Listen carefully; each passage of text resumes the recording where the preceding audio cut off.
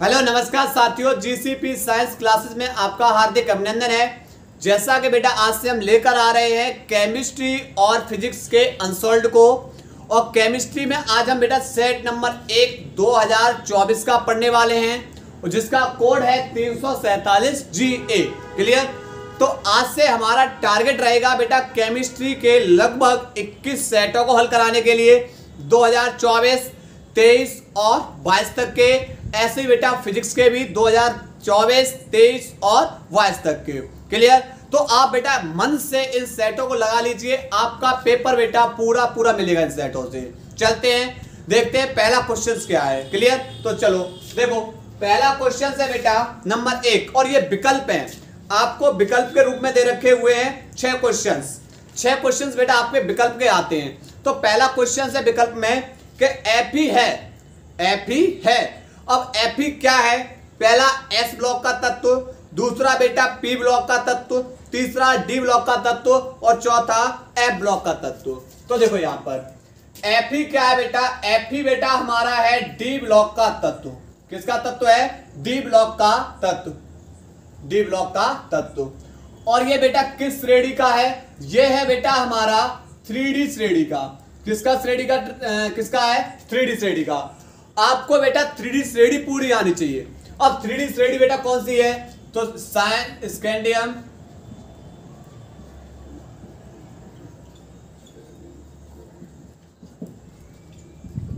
देखो scandium, titanium, B से vanadium, Cr से क्रोमियम, Mn से मैग्नीज, Fe से आयरन, Co से कोबाल्ट, Ni से निकिल, Cu से कॉपर और Zn से बेटा क्या है? जिंक। क्लियर? और इसका परमाणु क्रमांक 21, 22, 23, 24, 25, 26, 27, 28, 29 और 30। इसमें बेटा 2 अपवाद होते हैं। एक तो बेटा हमारा क्रोमियम होता है, जिसके बेटा अंतिम उपकोष S कक्षक में 1 इलेक्ट्रॉन जाता है, और दूसरा अपवाद बेटा हमारा कौन होता है? कॉपर। ये 2 अपवाद में होते हैं। तो ये बेटा 3D श्रेणी बेटा हमें बिल्कुल कंप्लीट होनी चाहिए। क्लियर? तो इसका विकल्प नंबर बेटा कौन सा सही है? तीसरा विकल्प सही है। तो क्वेश्चन नंबर बेटा पहले का तीसरा विकल्प सही है। क्लियर? अब देखते हैं बेटा सेकंड है बेटा ख। दूसरे पहले का ख क्वेश्चंस, पहले का ख। और ख क्या बोल रहा है? ख बोल रहा है बेटा अधिकतम ऑक्सीकरण अवस्था प्रदर्शित करने वाला विन्यास है। अधिकतम ऑक्सीकरण करने विन्यास है। पहला है 3D3 4S1, दूसरा बेटा विकल्प है इसका 3D, दूसरा विकल्प है 3D5, और उसके बाद 4S2, और तीसरा बेटा क्या है? तीसरा है बेटा 3D5 4S1, और चौथा बेटा 3D6 4S2। तो देखो डी कक्षक में बेटा अयुग्मित इलेक्ट्रॉनों की संख्या भी किसको दर्शाती है? ऑक्सीकरण अवस्था को। देखो यहां पर बेटा देखो, सबसे पहले ये रहा हमारा डी कक्षक। डी में बेटा 10 इलेक्ट्रॉन भरे जाते हैं। डी में कितने भरे जाते हैं? 10। तो कितने बॉक्स बनाएंगे? 5। ये 3D वाले बेटा। और 4S में बेटा 2 इलेक्ट्रॉन भरे जाते हैं, तो इसलिए बेटा कितना कक्षक बनाएंगे? 1। क्लियर? ऐसे बेटा इसमें देखेंगे सेम। तो यहां पर बेटा जो डी कक्षक होगा, डी कक्षक में ये देख लो कि अयुग्मित इलेक्ट्रॉन कितने हैं, तो बस उसकी बेटा अधिकतम ऑक्सीकरण संख्या निकल आएगी। 1 2 3 4 5। यहां पर 5 बॉक्स, 1 2 3 4, 1 2 3 और 1 4। तो सबसे पहले बेटा इसके S में क्या इलेक्ट्रॉन? 1। S में इलेक्ट्रॉन कितना? 1। अब D में चले जाओ, तो D में S में बेटा पहले वाले में यहां पर 2 है, तो S में 2 है। तो सबसे पहले आप बेटा पहले इलेक्ट्रॉन को कैसे भरोगे? अयुग्मित। पहले इलेक्ट्रॉन कैसे भरोगे? अयुग्मित इलेक्ट्रॉन। इस तरीके से सिंबल होगा। फिर बेटा जब अयुग्मित इलेक्ट्रॉन भरने के बाद अगर उस कक्षक में बेटा इलेक्ट्रॉन बचते हैं, तो फिर उन्हें क्या कर दो? युग्मित कर देते हैं। तो युग्मित इलेक्ट्रॉन का बेटा सिंबल क्या होता है? युग्मित इलेक्ट्रॉन का सिंबल होता है, इनको विपरीत कर दो। इनको क्या कर दो बेटा? विपरीत। क्लियर? तो एस में बेटा अधिकतम क्या इलेक्ट्रॉन भर सकते हैं? 2। तो पहले अयुग्मित भरा, अब 2 करने के लिए बेटा इसे युग्मित कर दो। डी में कितने हैं? 3, तो 1 2 3। एस में कितने इलेक्ट्रॉन? 2। डी में कितने? 1 2 3 4 5। एस में कितना बेटा? 1 इलेक्ट्रॉन। डी में कितने हैं? 5। 1 2 3 4 5। एस में कितने? 2 1 2। डी में देखो 6 भरने, तो 1 2 3 4 5। लेकिन अभी भी डी में बेटा 1 इलेक्ट्रॉन बचा हुआ है, तो फिर क्या करना शुरू कर दो? युग्मित। क्या करना शुरू कर दो? युग्मित। अब ये देखो बेटा डी कक्षक में अयुग्मित इलेक्ट्रॉन, बाह्यतम कोश से 2 इलेक्ट्रॉन क्या आएगा? एक तो ऑक्सीडेशन संख्या +2 होगी। फिर बेटा इसके 3 अयुग्मित इलेक्ट्रॉन और हैं, तो बेटा इसकी अधिकतम ऑक्सीडेशन संख्या बेटा कितनी दर्शाई जा सकती है? +5। 2 और 3 अयुग्मित इलेक्ट्रॉन, टोटल बेटा कितनी ऑक्सीडेशन संख्या हो गई? 5। इसमें देखो बेटा 2 इलेक्ट्रॉन ये रहे और 5 अयुग्मित इलेक्ट्रॉन ये रहे, तो 5 अयुग्मित इलेक्ट्रॉन और 2 ये बाह्यतम कोश से इलेक्ट्रॉन, तो टोटल ऑक्सीडेशन संख्या बेटा कितनी है? 7। इसमें बेटा 1 2 3 4 5 6 प्लस के 6, इसमें 2 और अयुग्मित इलेक्ट्रॉन कितने हैं? 1 2 3 और 1 4, तो 2 3 4 5 और 1 6। तो बेटा अधिकतम ऑक्सीडेशन संख्या बेटा किसकी दर्शा रहे हैं? 3d5 4s2। विकल्प नंबर बेटा इसका दूसरा सही है। क्लियर? आगे तीसरा बेटा यहां पर गा क्वेश्चंस बोल रहा है किसी भी गैल्वेनिक सेल में लवण सेतु हटा देने पर उसका वोल्टेज, अगर बेटा आप लवण सेतु को हटा दोगे तो उसका वोल्टेज अचानक से कैसा हो जाएगा? 0। क्योंकि बेटा इलेक्ट्रॉनों का आदान प्रदान बेटा लवण सेतु द्वारा भी तो होता है बेटा। क्लियर? बाह्य परपथ में जाएगा एनोड से कैथोड की ओर, पर बेटा कैथोड से एनोड की ओर इलेक्ट्रॉन आता है, वो बेटा आता है किसके द्वारा? लवण सेतु के द्वारा ही आएगा। और आप लवण सेतु को हटा दोगे तो बेटा अचानक से विभव कैसा हो जाएगा? 0। तो तीसरा बेटा इसका विकल्प होगा अचानक 0 हो जाता है, 0 हो जाता है। क्लियर? उसके बाद बेटा घ मानक हाइड्रोजन इलेक्ट्रोड का विभव, हमेशा ध्यान रखना, मानक हाइड्रोजन इलेक्ट्रोड का विभव स्वेच्छा से 0 माना जाता है। कैसा माना जाता है? 0। तो इसका विभव बेटा कैसा होगा? इलेक्ट्रोड विभव बेटा इसका क्या माना जाएगा? 0, 0.0 वोल्ट। क्लियर? हाइड्रोजन सेल का विभव कैसा होता है? 0 होता है। उसके बाद एक फॉर्मूला है बेटा यहां पर K बराबर AE माइनस के EA अपॉन RT, ये अपॉन RT। अब इसमें बेटा क्या है? देखो T तापमान है, R गैस नियतांक है, EA संकीर्ण ऊर्जा है, K हमारा वेग स्थिरांक है और A हमारा चर पूर्णांक है। ये क्या हमारा बेटा हो जाएगा? चर घातांक हो जाएगा। क्लियर? तो यहां पर एक विकल्प सही पूछा है, एक विकल्प सही है। K साम्य स्थिरांक बिल्कुल नहीं बेटा, वेग स्थिरांक है। उसके बाद R रेडबर्ग नियतांक है, नहीं। R बेटा हमारा गैस नियतांक है। उसके बाद A अधिशोषण गुणांक है, नहीं। चर घातांक गुणांक है बेटा ये। EA बेटा क्या हमारी? संक्रियण ऊर्जा। ये हमारी क्या है? संक्रियण ऊर्जा। तो बेटा ये विकल्प हमारा बेटा कौन सा सही हो जाएगा? विकल्प नंबर चौथा। क्लियर? जहां पर बेटा R क्या हमारा? R हमारा है गैस नियतांक, T तापमान है, T कैसा बेटा हमारा? तापमान है। उसके बाद बेटा हमारे ये हमारी संकीर्ण ऊर्जा हो गई और K हमारा क्या है? K हमारा है वेग स्थिरांक, क्लियर? यहां तो बेटा नोट करिए। या क्वेश्चन नंबर बेटा ड, क्वेश्चन नंबर ड, पहले का क ख ग घ ण और बेटा उसके बाद बेटा च मैं क्वेश्चन बेटा इधर कर दे रहा हूं, क्वेश्चन नंबर च इधर कर दे रहा हूं। देखो एक अपक्रिया दे रखी बेटा 1/2, A तीर के बाद बेटा क्या है? 2B है। के लिए A के विघटन की दर और B के बनने की दर से निम्न प्रकार संबंध है। देखो तीर से पहले वाले को बेटा बोलते हैं अभिकारक और तीर से बाद वाले को बोलते हैं उत्पाद। ठीक है? इसके समीकरण को लिखेंगे dr अपॉन dt बराबर होगा बेटा dp अपॉन dt, यानी अभिकारक अण को बेटा R से और उत्पाद अण को बेटा किससे लिखेंगे? P से। पर अभिकारक और उत्पाद अणुओं को बराबर करने के लिए इसके आगे चिन्ह कैसा लेंगे? माइनस का लिखते हैं। क्लियर? अब यहां पर क्या है? इसके जो गुणांक, अब देखो यहां पर A, तो यहां पर बेटा क्या हो जाएगा? माइनस के D, R की जगह बेटा किसको ले आओ? A को, R की जगह किसको ले आए? A को, और बट्टे में dt और इस 2 को बेटा इधर भेज दो, इस 2 को इधर भेज दोगे तो बराबर कितना हो जाएगा, 2 दूनी 4। तो यहाँ पर बेटा D और यहाँ पर P, P की जगह B की जगह बेटा P की जगह कौन आ जाएगा, P की जगह आ जाएगा B और बट्टे DT।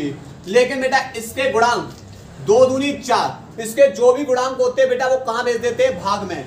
तो ये बेटा भाग में था, इसे ऐसे लिख सकते हैं A बराबर A तीर के बाद 2 दूनी 4 B, और इसके जो गुणांक होगा इसके गुणांक को कहाँ भेजते हैं, भाग में। तो 1/4। अब इसमें ये देख लो बेटा विकल्प कौन सा सही है। तो विकल्प नंबर बेटा इसका माइनस के dA/dt बराबर 1/4 dB/dt, विकल्प नंबर बेटा इसका सेकंड सही है।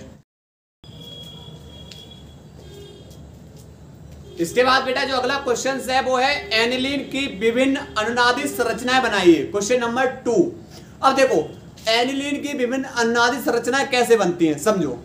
सबसे पहले बेटा एनिलीन ये रहा, बेंजीन के ऊपर NH2, क्लियर।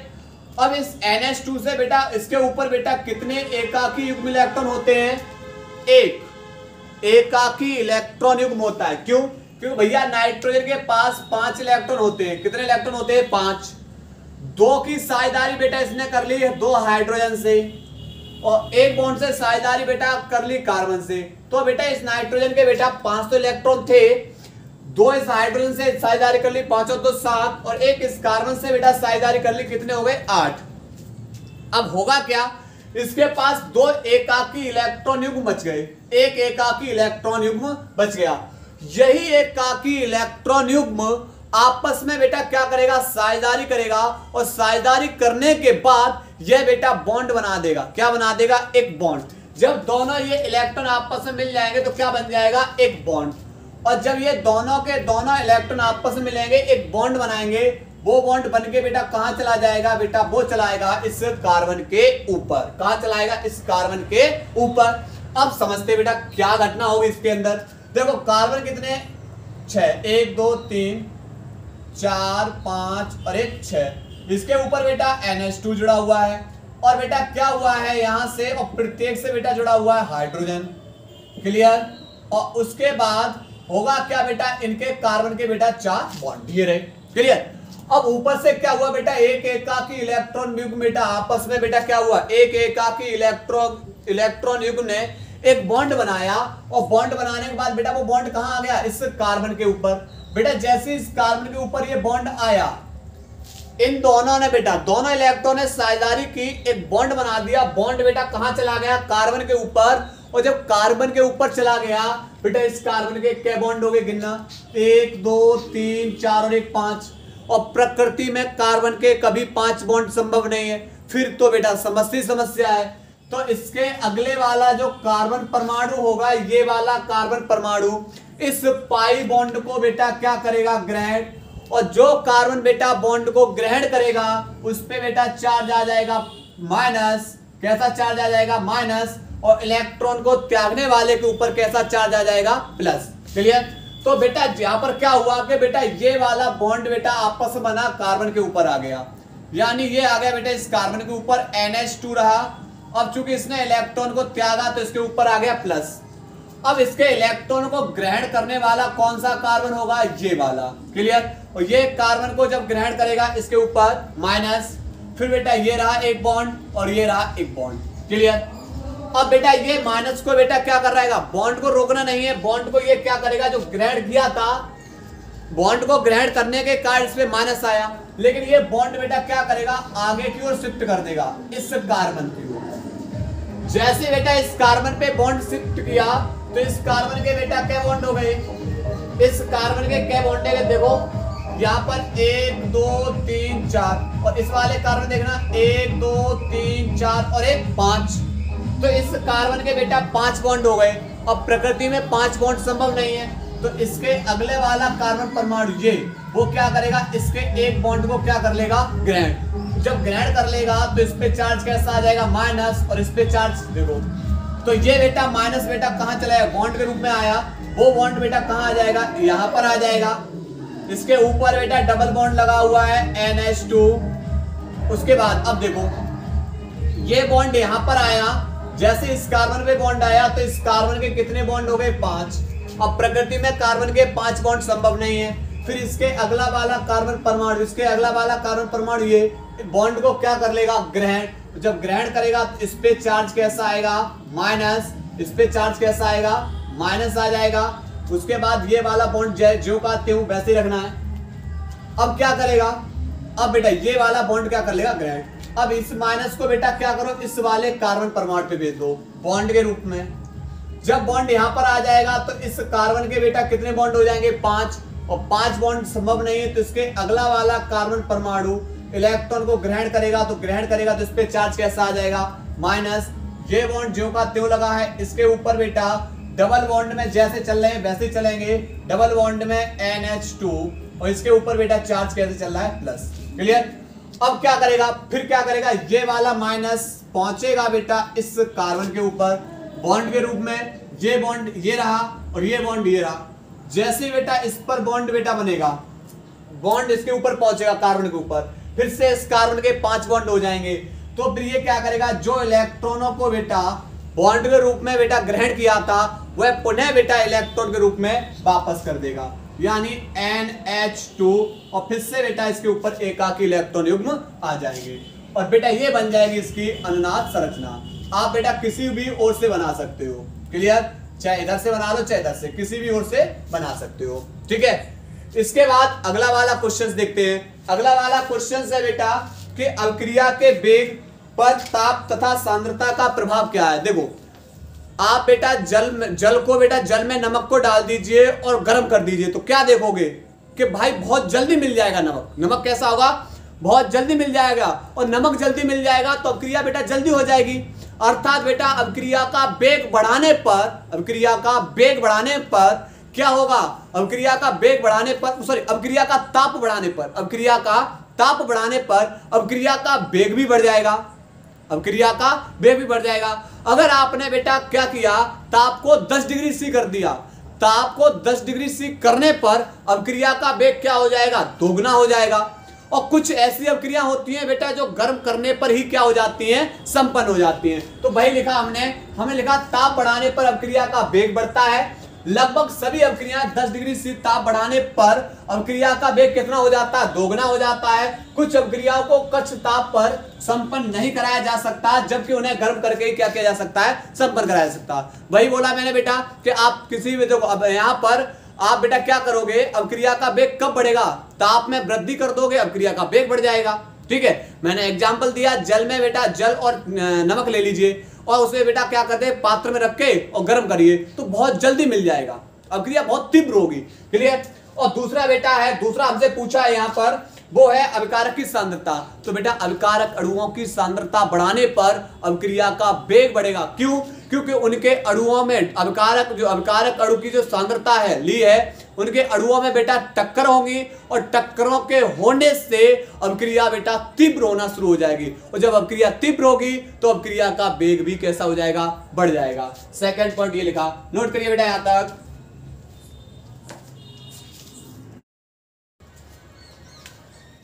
इसके बाद बेटा क्वेश्चन नंबर दूसरे का ग, और ग में पूछा है बेटा K4 FeCN का होल 6, और इसमें पहला पूछा है जलीय विलयन में उत्पन्न आयनों को लिखिए। जब बेटा इसे जल में डालोगे तो जल में डालने पर यह टूटेगा K धनायन प्लस FeCN का होल 6, और इसके ऊपर बेटा यहां 4 है तो इस पे कितना माइनस आ जाएगा, 4, और K कितनी हमारी 4। क्लियर। तो ये टूट जाएगा बेटा जलीय विलयन में। फिर हमसे पूछा है बेटा Fe की ऑक्सीडेशन संख्या। देखो K4 FeCN का होल 6, और इसमें Fe की ऑक्सीडेशन संख्या पूछी है। तो हमें पता है बेटा एक K पर 1 प्लस होता है, पर ऐसी K कितनी है, 4 से गुणा, प्लस Fe की निकालनी है, जिसकी निकालनी होती है उसको x, प्लस एक CN पे बेटा 1 माइनस पर CN है कितनी, 6 से गुणा, बराबर इसके ऊपर बेटा कोई भी आवेश नहीं है, बराबर 0। तो 4 एकम 4 plus K plus x plus minus minus, और 6 एकम 6 बराबर 0। तो 4 माइनस के 6 में से प्लस के 4 है, माइनस के 2, बराबर 0, माइनस के 2 उधर जाके बेटा कितने हो जाएंगे प्लस के 2, तो x बराबर बेटा कितना निकलेगा 2। तो Fe की ऑक्सीकरण संख्या कितनी निकलेगी 2 निकलेगी। उसके बाद अगला क्वेश्चन है दूसरे का घ कि गैल्वेनिक सेल तथा विद्युत अपघटनी सेल में बेटा क्या बताना है, हमें अंतर स्पष्ट करना है। देखो गैल्वेनिक सेल, इसमें क्या होगा विद्युत कॉलम बनाएंगे, एक तरफ लिखेंगे विद्युत अपघटनी सेल और दूसरी तरफ लिखेंगे गैल्वेनिक सेल। देखो विद्युत अपघटनी सेल में क्या होगा, इसमें जो रासायनिक ऊर्जा को विद्युत ऊर्जा में बदला जाता है, जबकि गैल्वेनिक सेल में विद्युत ऊर्जा को बेटा किसमें बदला जाएगा, रासायनिक ऊर्जा में परिवर्तित किया जाता है। क्लियर। इसमें क्या होता है, इसमें रेडॉक्स अभिक्रिया स्वतः ही संपन्न होती है, और इसमें क्या होता है, इसमें विद्युत धारा प्रवाहित करने पर होगी, रेडॉक्स अभिक्रिया होगी वो विद्युत धारा प्रवाहित करने पर होती है। अगला पॉइंट है, इसमें बेटा बाह्य स्रोत की आवश्यकता नहीं होती है, किसी भी बाह्य स्रोत लगाने की, पर इसमें बेटा बाह्य स्रोत की आवश्यकता होगी, यानी इसमें बाह्य परिपथ में विद्युत ऊर्जा का अन्य स्रोत लगाने की क्या होती है, आवश्यकता होती है। क्लियर, नोट करिए बेटा यहां तक।